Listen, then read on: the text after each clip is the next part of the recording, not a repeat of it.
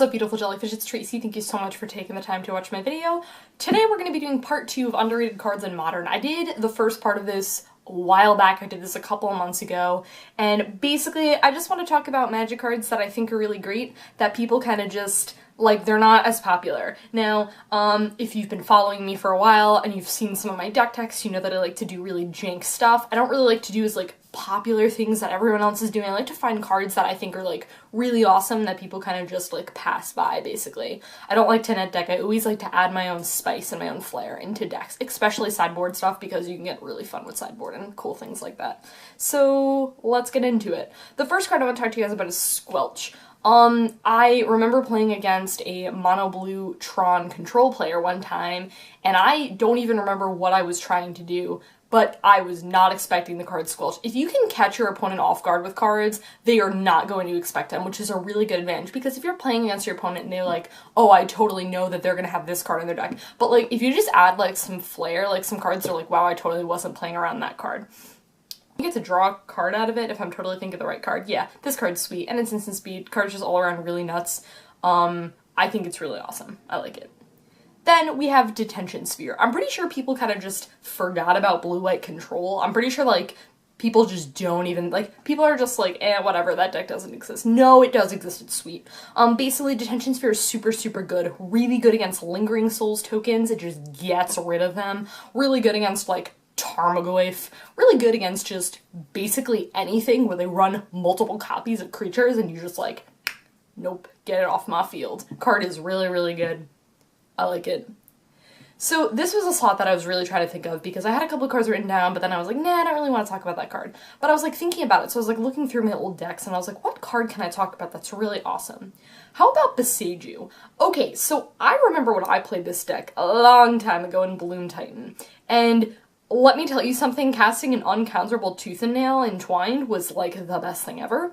Boseiju is really, really nuts. I remember playing against a Living End player. I think Living End plays this deck. I mean, no one really plays that deck, but like a Living End player, and he was like, do my thing, Boseiju, and I could not do anything. Like, I just was shut out of the game because he played like Angel's Grace and then he played the I think it was Living It. I don't even know how that deck, I know how the deck works, but like, I was just like, eh, whatever, you're doing it. He infinite comboed, basically. He comboed off. And I was like, oh, okay. And Boseiju was one card that helped him do it. I remember when I played in Bloom Titan and it was just nuts. It's super, super good if you're like, you need to cast your instant or sorcery spell so that you can just win the game. Card's just nuts. Card's like just really, really good, and I like it. Okay, if I'm looking at a sideboard and you're not running Pithing Needle, I don't know what you're doing in your life. This card is nuts. Okay, 1 mana, you can't activate your Planeswalker. It's really good if they don't bring an artifact heat. That's really awesome. Every single time I build a sideboard, it's got Pithing Needle in it. Every single time, like, I think I got this, honestly, from John, because, like, every single time he would build a sideboard, like, I would play a deck of his, and he'd be like, okay, cool, 2 Pithing Needles are going in, or whatever. Like, I'd be like, it just does everything. It's so good. It's good against Tron, it's good for Karn, it's good for Ugin, it's good for Elspeth, it's good for Liliana, it's good for just anything. Like, it's so good. Fetch lands, like, Pithing Needle, every sideboard, ever, ever, ever, ever, ever. You're building a sideboard, you need Pithing Needle. You need at least one. At least one. So good. So good. Okay, so I do have a couple cards that I want to talk about of Kiki Chord. I personally really like Kiki Chord a lot, and one of my favorite cards of all time is Coiling Oracle. This card is really, really sweet. My one friend just loves this card, and in his Kiki Chord deck, he's like, Coiling Oracle. It's so much value. It blocks for days, it gets you lands, really good if you're doing like Serum Visions plan with it. I don't know why you'd be running Serum. You could run Serum Visions in Kiki Chord, yeah, you could do that. So you know what your card is and it's a land and you get value out of it and it doesn't come in tapped, and just like, it's so good. And then it's a chump blocker, so they're like swinging with my 5/6 Tarmogoyf and like block with my Coiling Oracle. Card's sweet. Awesome if you're playing Kiki Chord. I like it a lot. And you're like, what spice can I add in Kiki Chord? Coiling Oracle. Check it out. This was a card that I ran in Grixis Control that I personally think should be in like Grixis control sideboards. And that is Countersquall. Do people just not know this card exists? This card is just a better version of like Negate. It literally is a better version of Negate because it's counter-trigger non-creature spell and they lose 2 life. This is nuts. This card is sweet. Why is not every Grixis control player playing this in their sideboard? It's like so good. I guess if you're like sensitive on like the mana, but like I always felt like with Grixis control it was always more black and blue heavy than red. So like you shouldn't have an issue casting the spell really in a tricolor deck. I know it sounds like difficult, it's really not difficult. You should be able to cast it no problem. Card's nuts. This is a card that should be in every single, if you're playing white, you should be playing this card in your sideboard. At least one. Celestial Purge. Celestial Purge, why did I just say that weird? 2 mana, exile your Liliana. 2 mana, exile your Blood Moon. I couldn't think of a red permanent for off the top of my head.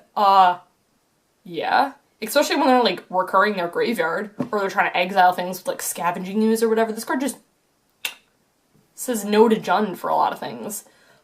Exile your Raging Ravine. Why aren't people playing this card? This is like an episode of Tracy just being like, why don't people play these cards? That's why I should just call this. I should call the series as why don't people play these cards? Oh, that's funny. Okay. So we talked a little bit about Kiki Chord, and I know that Coco has been like flying around the format. Yes, I'm not playing Modern right now, but I still am keeping up with things. Rec Sage, I feel like it's been popping up a little bit more since the deck since Coco became like more big in the format. I think I've seen it in like a couple people's lists. But yeah, if you're running like any Chord of Calling decks, this card's just really good because you can just chord, you know, get rid of their like Blood Moon or like something, or I don't know why Blood Moon is the target of the day because I can't think of other Magic cards. You know, card is just really good. I like it. This is another card that's super sweet. Deathmark. 1 mana. Get rid of your Tarmogoyf. Get rid of your Siege Rhino. Get rid of your Melira. Just get rid of something. Really good sideboard card. I like it a lot. I ran it in, and it was one of those cards that I played and people were like, what does that card do? And I was like, read the card, it's sweet. Okay, so I'm pretty convinced that people don't think that Bant is a deck in Modern, but just in case you're not aware, Bant is a deck in Modern, and it's sweet. It's great. It's like Zoo, but it has an infinite combo in it with Knight of the Reliquary and the red words colors, the blue enchantment, the Coral Helm card. So like basically, it's not like an infinite combo, but it's like basically an infinite combo. So like, yeah, it is an infinite combo. So like, the deck's just sweet. But did people just forget about Geist of St. Traft? Like, is that a card that people just they had it in their memory and then it just poof, they just went away? Well, just in case you're not aware, Bant's awesome. I love it. It's a sweet color combination. And it's sweet because it's like Zoo.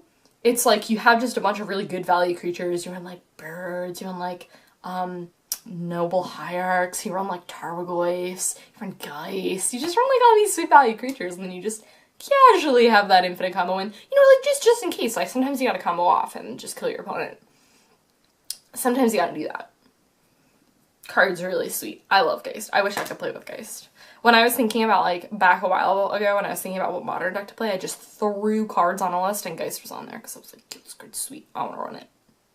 Alright, yeah, guys, that was it. That was it for underrated cards. Let me know what you guys think are some underrated cards in the format, and I'll talk to you guys later. Bye.